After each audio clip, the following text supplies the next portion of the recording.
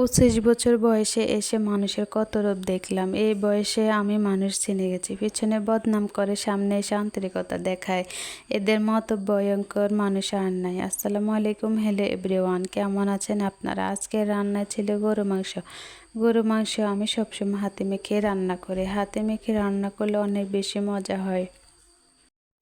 পরিমাণ মতো হলুদ গুঁড়া, মরিচ গুঁড়া, জিরের গুঁড়া, আদা বাটা, রসুন বাটা, তেজপাতা, এলাচ, গোলমরিচ, দারুচিনি, সরষের তেল এবং পরিমাণ মতো লবণ দিয়ে দিলাম। সব রকম মশলা দিয়ে ভালোভাবে মেখে চুলায় বসিয়ে দিলাম। মশলা ভালোভাবে কষিয়ে নেব। কষানো যত ভালো হবে মাংস রান্না তত মজা হবে। তেল উঠে আসলে পরিমাণ মতো পানি দিয়ে দেব। কিছুক্ষণ রান্না করে নেব এবং ঝোলগুলো কমে নেব। তারপর রান্নার কালারটা অনেকটা সুন্দর চলে আসছে এবং ফ্লেভারটা অনেক ভালো, রান্নাও মজা হয়েছে।